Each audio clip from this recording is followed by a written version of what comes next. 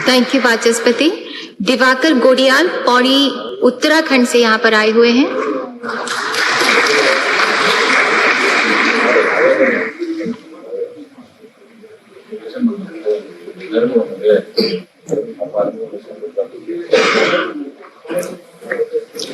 नमस्कार, मेरा नाम दिवाकर गोदियाल है।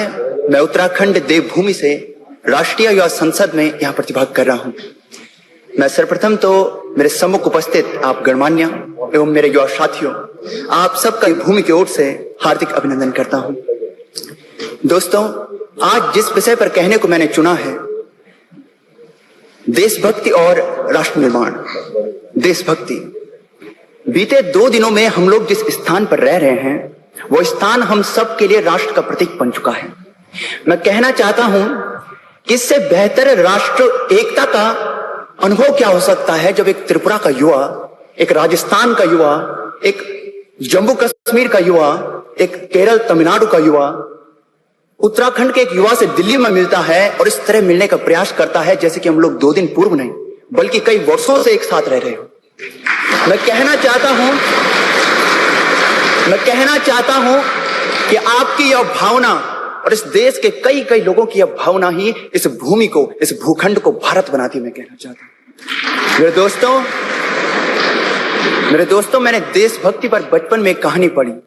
एक अपाहिज व्यक्ति जो कि ऐनक का व्यापार करता है, ठेला चलाता है, ऐनक यानी चश्मे का, वो इस राष्ट्र के महान क्रांतिकारी सुभाष चंद्र बोस जी की एक प्रतिमा पर, जिस पर ऐनक नहीं लगा हुआ है, प्रतिदिन आकर ऐनक लगाता है और इस प्रकार अपनी देशभक्ति की भावना को प्रेषित करता है।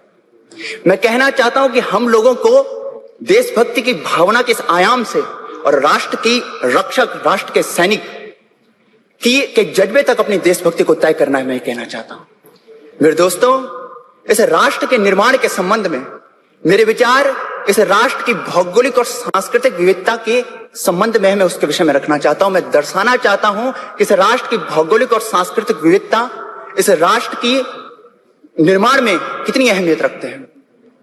हम सब लोग अलग अलग क्षेत्र से आते हैं, अलग अलग संस्कृति से आते हैं, किंतु जब हम लोग इस राष्ट्र की इस एकता के प्रतीक भवन में सम्मिलित होते हैं, तब हमारी कोई अलग पहचान नहीं। हम सब एक हैं और तब मैं कहता हूं कि खंड खंड में वितरित इस राष्ट्र की भौगोलिक और सांस्कृतिक विविधता को एकता के सूत्र में बांध कर रख सकने का एकमात्र सामर्थ्य राष्ट्रीयता के भाव में है। यही हमारा मूल संस्कृति है, भारतीयता। यदि एक मूर्ति राष्ट्र है तो उस मूर्ति के प्रति हमारी भावनाएं, आस्था, श्रद्धा, विश्वास संस्कृति है। यदि वह शरीर राष्ट्र है तो इस शरीर के भीतर उपस्थित आत्मा संस्कृति है। मेरे दोस्तों, मैं उत्तराखंड के जिस दूरस्थ दुर्गम क्षेत्र से आता हूं, हमारे यहां लोगों ने स्वीकार किया कि दिल्ली में पढ़ने वाला छात्र उत्तराखंड के दुर्गम क्षेत्र में पढ़ने वाले छात्र से बहुत आगे है। मैं भौगोलिक विषमता का, भौगोलिक असमानता का आपको प्रभाव दर्शा रहा हूं। दिल्ली में जो सुविधाएं उपलब्ध हो सकती है, भौगोलिक विषमता के कारण उत्तराखंड के उस दुर्गम क्षेत्र में उपलब्ध नहीं हो सकती। इस कारण वे लोग पलायन करते हैं, शिक्षा के लिए और तमाम अन्य कारणों के लिए। किंतु इस पर भी मैं कहना चाहता हूं कि अतीत में जब भौगोलिक विषमताएं, भौगोलिक बाधाएं सामने आई, तो हमारे लोगों ने सांस्कृतिक परंपराओं का आश्रय लिया, प्रकृति द्वारा उपलब्ध साधन और संस्कृति द्वारा उपलब्ध तरीकों से अपने जीवन का निर्वाह किया। मेरी आशा है कि इस राष्ट्र के ऐसे दूरस्थ दुर्गम क्षेत्रों में शिक्षा के कुछ अतिरिक्त विषयों का समावेश होना चाहिए, जिससे कि वे लोग अपने पारंपरिक जीवन निर्वाह के तरीकों को उन्नत करने की दिशा में प्रेरित हो सकें। और इससे इस राष्ट्र की अर्थव्यवस्था के लिए भी अच्छा है, क्योंकि इस राष्ट्र के कुछ और भूमि इस राष्ट्र की उन्नति के लिए प्रयोग में आएगी, जो कि नहीं आ पा रही, क्योंकि वही लोगों का मुख्य आकर्षण प्लान बन चुका है।